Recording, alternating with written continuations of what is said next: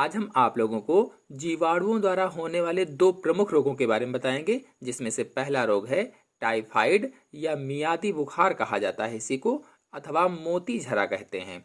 और दूसरा है निमोनिया या फेफड़ों का सोत कहते हैं। और भी जीवाणु द्वारा होने वाले बहुत से रोग हैं जिनके बारे में मैंने पिछले वीडियो में बताया था कि जीवाणुओं के द्वारा या बैक्टीरिया के द्वारा कौन कौन से रोग होते हैं, लेकिन आज के वीडियो में इन्हीं दोनों रोगों के बारे में डिटेल से बताएंगे। तो चलिए पहले रोग टाइफाइड अथवा मियादी बुखार के बारे में जान लेते हैं।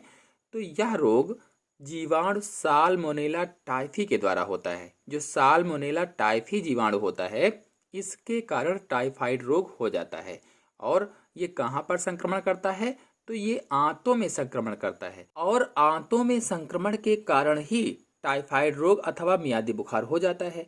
तो यह जीवाणु आंत की दीवार को क्षतिग्रस्त कर देता है। जो आंत की हमारे दीवारें होती, जो आंतरिक सतहें होती हैं, उनको क्षतिग्रस्त कर देता है, जिससे लगातार बुखार रहने लगता है। हमें हमेशा बुखार रहता है, नब्ज धीमी हो जाती है, शरीर पर गुलाबी रंग के चकत्ते से उभर आते हैं और रोगी को मूर्छा आती रहती है या मूर्छा रहती है। यह 2 से 3 सप्ताह तक रहता है। जो टाइफाइड होता है लगभग 2 से 3 सप्ताह तक रहता है, लेकिन अस्थिमज्जा, प्लीहा, पित्ताशय आदि के संक्रमित होने पर इसके दोबारा होने की संभावनाएं रहती हैं। कहने का मतलब अगर अस्थिमज्जा, प्लीहा या पित्ताशय तक संक्रमित हो गया है तो ये फिर से भी हो जाता है। तो कुल मिलाकर देखा जाए तो इम्पॉर्टेंट चीज़ क्या है कि टाइफाइड रोग किस जीवाणु के द्वारा होता है? तो टाइफाइड रोग साल्मोनेला टाइफी के द्वारा होता है। और ये आक्रमण कहाँ करता है? तो आंतों में आक्रमण करता है, आंतों की आंतरिक सतहों को क्षतिग्रस्त कर देता है। आते हैं रोग कैसे फैलता है इस पर, यानी स्प्रेड ऑफ डिसीजेस पर। तो रोगी के मल मूत्र के साथ इस रोग के जीवाणु शरीर से बाहर निकलते हैं। जब रोगी का मल बाहर आता है तो उसी के साथ में ये जो जीवाणु होते हैं वो बाहर निकल आते हैं, जो मक्खियों द्वारा पीने के पानी तथा खाने की वस्तुओं में पहुंच जाते हैं। अब मक्खियाँ क्या करती हैं कि उसी मल पर बैठती हैं और बैठने के बाद फिर वो पीने वाले पानी पर कहीं बैठ जाती हैं, जाकर के फल पर कहीं बैठ गई या कहीं खाना खुला रखा है उस पर बैठ गई। इस तरह से मक्खियों के द्वारा पीने तथा खाने की वस्तुओं में जीवाणु पहुंच जाता है और स्वस्थ व्यक्तियों को संक्रमित करता है। मतलब संदूषित पानी और आहार लेने पर अन्य व्यक्तियों में भी यह रोग हो जाता है, इस तरह से फैल जाता है। अब आते हैं उपचार व रोकथाम पर, यानी ट्रीटमेंट एंड प्रिवेंशन पर। तो क्लोरोमाइसिटीन नामक औषधि से इस रोग में लाभ पहुंचता है। जो टाइफाइड रोग होता है तो इसमें क्लोरोमाइसिटीन अगर दवा ली जाए तो लाभ होता है। रोग के फैलने पर प्रतिरक्षण के लिए वैक्सीन के टीके लगवाने चाहिए। यानी अगर रोग फैल रहा है तो हमें इसके वैक्सीन के टीके भी लगवाने चाहिए। रोग की रोकथाम के लिए नियमित रूप से स्नान करें, कपड़ों की सफाई करें, आसपास के स्थानों को साफ सुथरा रखें व स्वच्छ बनाए रखें। यानी कुल मिलाकर के हमें सफाई रखनी है, खाने वगैरह को ढक कर रखना है, पानी को ढक कर रखना है, मक्खियों को भगाना है, मक्खियाँ न रहे घर में तो ज़्यादा अच्छा रहेगा। कपड़ों की सफाई करना है, डेली स्नान करना है, आदि सभी स्वच्छता वाले कार्यक्रम हमें करते रहना है। फिर आते हैं निमोनिया या फेफड़ों के सोत पर। तो निमोनिया फेफड़ों का रोग होता है। कौन सा रोग है? फेफड़ों का रोग है, यानी कुल मिलाकर के फेफड़ों पर अटैक करता है। यह स्ट्रेप्टोकोकस निमोनी के द्वारा होता है। और किस जीवाणु के द्वारा निमोनिया रोग होता है?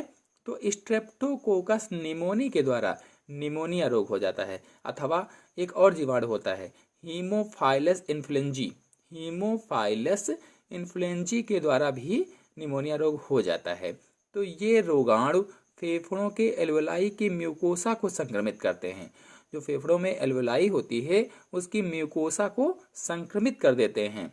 एल्वेलाई में द्रव एकत्रित होने के कारण श्वसन में कष्ट होता है। अब चूंकि वहां पर द्रव एकत्रित हो जाता है, म्यूकोसा को संक्रमित करते हैं तो म्यूकस बहने लगता है, द्रव एकत्रित हो जाता है, जिससे हम सांस नहीं ले पाते हैं, श्वसन में कष्ट होता है। तो निमोनिया का रोग बच्चों एवं बूढ़ों में अधिक होता है। जो बच्चे होते हैं, जो बूढ़े होते हैं, उनमें ये रोग ज़्यादा हो जाता है। चलिए अब देखते हैं कि ये रोग कैसे फैलता है, स्प्रेड ऑफ डिसीज कैसे होती है। तो रोगी के कफ व बलगम के कणों का श्वास के साथ प्रवेश करना, यानी अगर कोई रोगी है उसमें कफ उसके निकल रहा होगा, बलगम निकल रहा होगा, अगर वो थूकता है तो थूकने से अगर कोई दूसरा व्यक्ति उसके संपर्क में आता है वायु के कण या किसी न किसी माध्यम से, तो उसको भी ये हो जाएगा। फिर रोगी के ग्लास, बर्तन, खाद्य एवं जल को ग्रहण करने से। अगर कोई रोगी है निमोनिया से और उसकी यूज की गई चीज़ों को अगर आप छूते हैं, चाहे वो ग्लास हो, चाहे बर्तन हो, चाहे खाने वाली चीज़ें हों, तो उनसे भी आपको हो जाएगा। और रोगी के थूक के द्वारा भी आपको हो जाएगा। तो इस तरह से फैलता है, इस तरह से स्प्रेड होता है। फिर निमोनिया के लक्षण कौन कौन से होते हैं जान लेते हैं। तो इसके अंतर्गत कपकपी, ज्वर, कफ व सिर दर्द होता है। सबसे पहला लक्षण कौन सा है? कपकपी आएगी, ज्वर यानी बुखार होगा, कफ निकलेगा और सिर दर्द होगा। फिर दूसरा है अधिक संक्रमण होने पर रोगी के होंठ व नाखून नीले पड़ जाते हैं। अगर अधिक संक्रमण फैल गया है, अधिक निमोनिया हो गई है, तो रोगी के जो होंठ होते हैं, जो नाखून होते हैं, वो नीले पड़ जाते हैं। फिर अगला, थूक के साथ रक्त आने लगता है। अगर रोगी थूकेगा तो उसके थूक से रक्त भी आता है, ब्लड भी आने लगता है। और अगला है पेट फूल जाता है और पेट भी फूल जाएगा। फिर आते हैं उपचार पर या ट्रीटमेंट पर। तो इसके लिए एरिथ्रोमाइसिन एक दवा है, एरिथ्रोमाइसिन अथवा टेट्रासाइक्लिन, ये 2 दवाओं का प्रयोग आप कर सकते हैं। ये एंटीबायोटिक दवाएं होती हैं। इनको लेने से निमोनिया या फेफड़ों का शोथ ठीक हो जाता है।